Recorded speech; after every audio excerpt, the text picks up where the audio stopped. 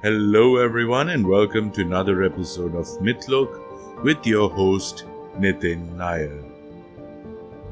We've been on a journey around the world and we've looked at many different mythologies that we found interesting and many characters that we brought to life through this podcast and its associated website. Today we've decided to slightly extend our boundaries, and this is giving me a lot of excitement because we have decided to include Oceanic or Oceanian Mythology into our whole mix. So this means we will be talking about Aboriginal mythology, Samoan mythology, Maori mythology, and a lot of other mythologies from Polynesia, Melanesia, and the region.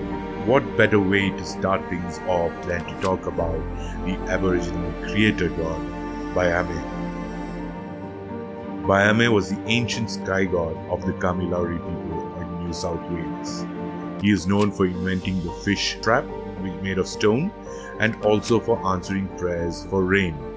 He is also considered to be the creator god for several Aboriginal tribes of southeastern Australia like the Wonnarua, Kamilaroi, Eora, Darkinjung, and Wiradjuri. Baiame is often depicted as wearing a large headdress with various internal decorations. The images available of Baiame are from numerous cave paintings and stone carvings available, so more detailed descriptions are not available. This include vertical lines running down his body and bands and dots. It is believed that he is an older person who is wise and takes an interest in helping the humans who worship him. He is believed to have two wives, Wirangulu and Ganhanbili. Wirangulu is commonly identified and represented as an emu, which is one of the birds that is native to the region.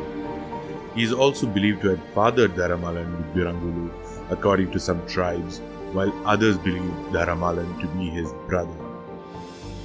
Baiame, being the supreme creator god, is not usually known by any other names, but there have been many variations to the way the name is spelled, depending on the person who is writing about the god. The more common representations are Baiame with an I-A-M-E, Baiame or B-A-A-Y-A-M-I, Baiama, B-A-A-Y-A-M-A, or Baiame, B-Y-A-M-E-E. If we look at the non-local languages and refer to the more generic English versions of his name, he is also referred to as Sky Hero or All Father or Sky Father among most of the tribes from the Australian mainland. To explore his powers and abilities, what we need to focus on is what he has done as part of his creation, or where the creation story totally lies.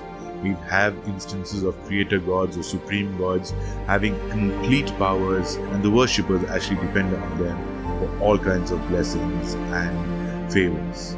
In the case of Baiame, he came down from the sky and created forests, rivers, and mountains.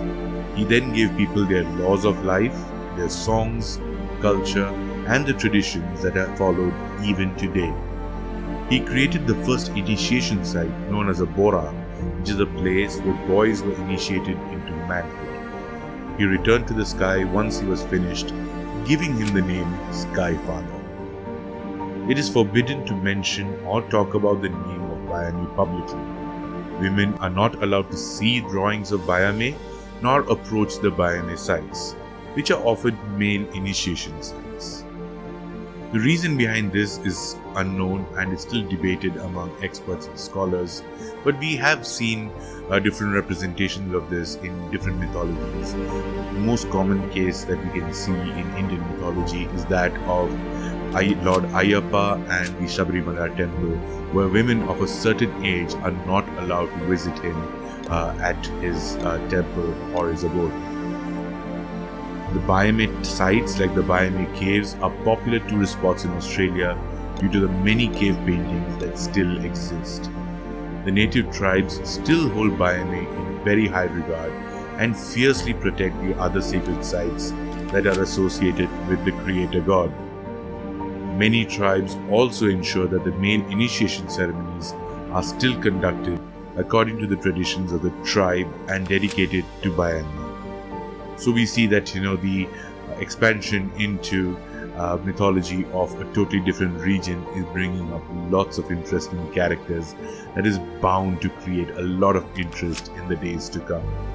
We will be looking at a lot more characters from various mythologies in the region, and we have tried our best to segregate and classify them in the best way possible.